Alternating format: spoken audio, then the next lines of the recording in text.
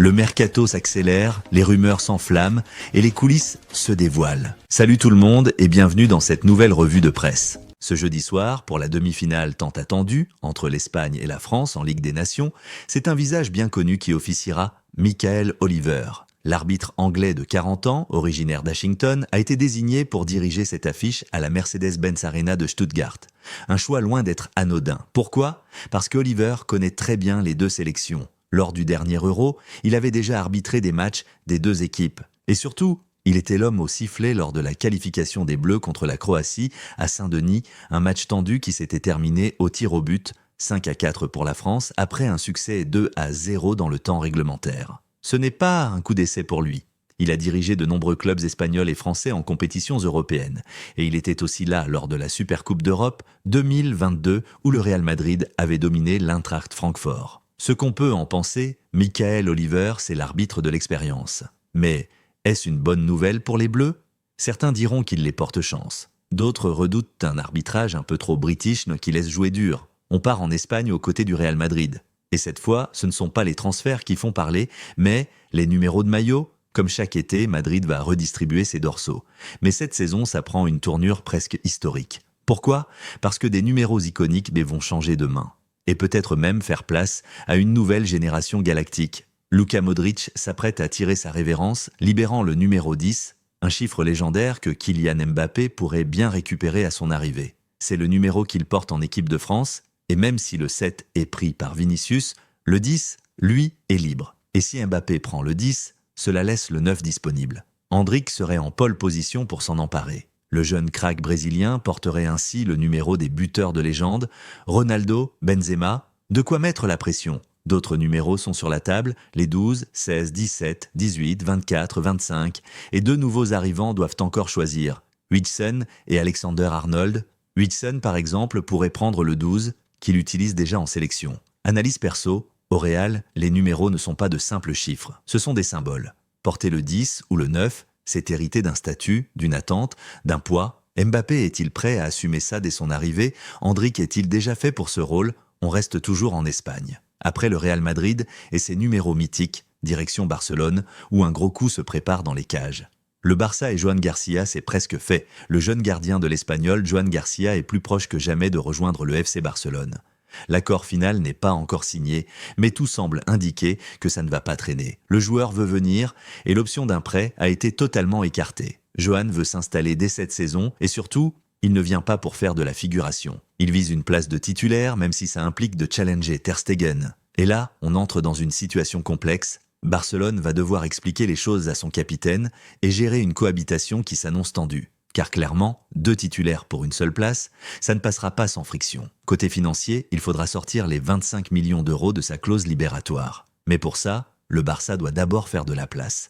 Les départs de Lenglet vers l'Atlético et Ansu Fati vers Monaco devraient permettre d'équilibrer le fair play financier. Ce transfert, c'est pas juste un jeune qui monte, c'est une déclaration d'intention du Barça. Avec Flick aux commandes, on sent que les statuts vont être bousculés. Pas de cadeau, même pour Ter Stegen. Et Joan Garcia, malgré ses liens avec l'Espagnol, semble prêt à faire un choix fort pour sa carrière. Un move courageux qui montre son ambition. Le Barça fait-il le bon choix en recrutant Joan Garcia ? Ter Stegen doit-il craindre pour sa place ? Et vous, seriez-vous prêt à rejoindre le rival historique de votre club formateur ? Dites-moi tout en commentaire. Abonnez-vous pour suivre le mercato espagnol. Avant même d'entrer dans le vif du sujet, parlons d'un phénomène qui secoue le football européen. Lamine Yamal, 16 ans, regard assuré, flow affirmé et ambition XXL. Mardi, il s'est présenté face à la presse à Las Rosas vêtu d'un ensemble rose bonbon signé Louis Vuitton. Une tenue clinquante, symbole d'un joueur déjà à part. Et devant les micros, il n'a pas tremblé. Le ballon d'or viendra, a-t-il lancé,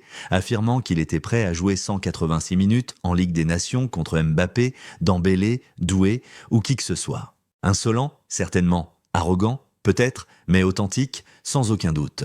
Lamine ne joue pas un rôle, il est lui-même, naturel, sûr de sa force et convaincu que sa trajectoire est déjà lancée vers les sommets. Et c'est là que le présentateur de l'émission La Tribu glisse une phrase qui claque « Ce que Lamine ne gagnera pas, c'est le beach ball », une manière piquante de dire qu'il vise le haut du tableau, pas les trophées anecdotiques. Lamine Yamal représente bien plus qu'un talent précoce. Il incarne cette génération décomplexée qui refuse de se soumettre à l'ordre établi. À l'instar de Bellingham ou Musiala, il s'impose dans le débat des grands bien avant ses 20 ans. L'attitude de Yamal dérange autant qu'elle fascine. Certains la jugent présomptueuse, d'autres y voient simplement l'ADN des champions.